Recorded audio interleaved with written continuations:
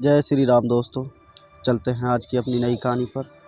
सुधा अभी सब्जी खरीद कर घर की तरफ मुड़ी ही थी कि मोहन के पीछे बाइक पर किसी और को बैठे देखकर ठिठक गई। एक सुंदर सी औरत चिपक कर मोहन के पीछे बैठी थी और उसका एक हाथ मोहन के कंधे पर था।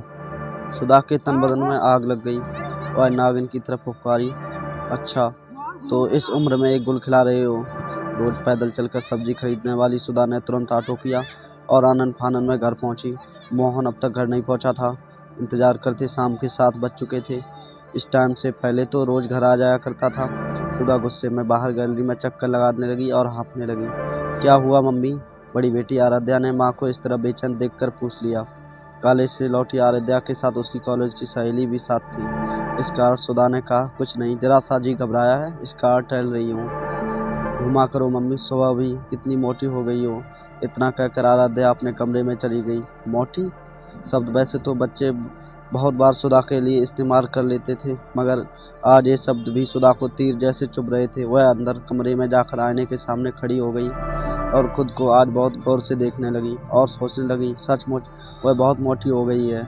कमर और पेट की चर्बी को दबा दबा कर देखने लगी। फूलते हुए गालों में भागती हुई उम्र को तलाश करने लगी। उसे एहसास हुआ कि 30 की उम्र में वो 50 की नज़र आने लगी। वह सोचने लगी, कितनी छरहरी थी जवानी में, मगर गृहस्थी और बच्चों को संभालते संभालते सारा सौंदर्य खो गया। ओह, तो इसीलिए मोहन का मन भर गया, तभी वो कल मुँह ही चिपक कर बैठी थी। मोहन तो आज भी 40 की उम्र में हैंडसम है। फांस लिया उसने मेरे भोले भाले पति को। हे भगवान, अब क्या करूँ मैं। होती घबराहट में बीपी बढ़ने लगा तो जल्दी से टेबलेट ली और अचानक ही कुछ कठोर निर्णय ले लिया सुधा ने, और फिर उसके चेहरे पर संतुष्टि के भाव आ गए। मोहन 8 बजे तक घर पहुंचा। सुधा ने उसे आभास भी नहीं होने दिया कि वह गुस्से में है। अगले दिन से तो घर के सभी मेंबर आश्चर्य में पागल ही हो गए। सुधा ने एक्सरसाइज शुरू कर दी थी। 7 बजे उठने वाली सुबह 4 बजे उठकर कपालभाति, प्राणायाम, सूर्य नमस्कार और भी वो सभी योगासन एक्सरसाइज जो रात भर नेट पर खोज की थी, सभी को बारी बारी से करती थी। घंटे भर की दहाड़ मेहनत के बाद वह पलंग पर आकर पसर गई।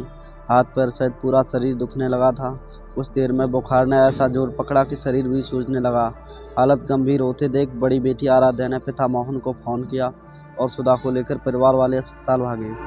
हालत खराब देखकर डॉक्टरों ने तुरंत सुधा को एडमिट कर लिया।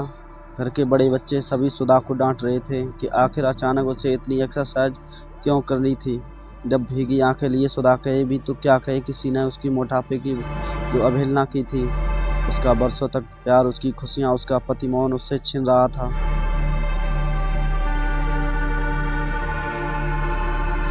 सभी घर वाले सुधा को डांट रहे थे कि क्या ज़रूरत थी एक साथ इतना सब करने की। बेचारी सुधा अब कहे भी तो क्या कहे। कैसे कहे कि मोहन बदल गया, उसका प्यार, उसकी खुशी, उसका संसार, उसका पति अब किसी जवान स्लिम सी लड़की के साथ अफेयर कैसे बताए कि इस घर से उसकी सौतन आने वाली है। उसी से इस घर को बचाने के लिए वो खुद को स्लिम कर रही थी ताकि उसका पति परमेश्वर मोहन उस चुड़ैल तो क्या किसी और की तरफ ना ताक सके। इधर मोहन भी ऑफिस से छुट्टी लेकर अस्पताल आ गया था, लेकिन उसने सुधा को जरा भी नहीं डांटा। सब घर के लोग धीरे धीरे वापस चले गए। बस मोहन और सुधा ही बचे थे अस्पताल में। तब मोहन ने पूछा, परेशान दिख रही हो, कल रात से ही क्या बात है? सुधा ने कोई जवाब नहीं दिया, बस मुंह फेर लिया। शरीर अब भी तवे की तरह तप रहा था सुधा का। मोहन ने कोई बहस नहीं की। वह ठंडी पट्टी बार बार उसके माथे पर रखता रहा। यह सिलसिला रात भर चला। इसके चलते एक पल भी नहीं सोया। सुधा भी दर्द और बुखार में बेहोश सी पूरी रात। डॉक्टरों ने कहा कि इनका बीपी कंट्रोल नहीं हो रहा है, अगर यही हालत रही तो फेफड़ों और हार्ट अटैक को खतरा है। फिर सुबह वह सुंदर औरत भी उनसे मिलने आई। उसे देखकर सुधा ने मुंह फेर लिया। तब मोहन ने परिचय कराया, अरे सुधा, इधर देखो, ये सोनिया दीदी हैं। इनका कई बार तुम्हारे सामने जिक्र भी कर चुका हूँ। 2 दिन पहले ही इनका ट्रांसफ़र मेरे ऑफिस में हुआ। कल दीदी ने ज्वाइन किया। कल ही सामान भी शिफ्ट किया हमारे पास वाली कॉलोनी में। शाम को चाय पर बुलाया था दीदी ने हमें परिवार सहित, मगर तुम्हारी तबीयत। सुधा तो यह सुनकर शर्म के मारे जैसे धरती में समा गई। उफ, कितनी पागल और मूर्ख हूँ मैं। अपने देवता जैसे पति पर शक किया। उसने नजरें झुकाए हुए ही सोनिया दीदी से नमस्कार किया। फिर चमत्कार हुआ, अगले 10 मिनट में उसका बीपी नॉर्मल हो गया, बुखार उतर गया।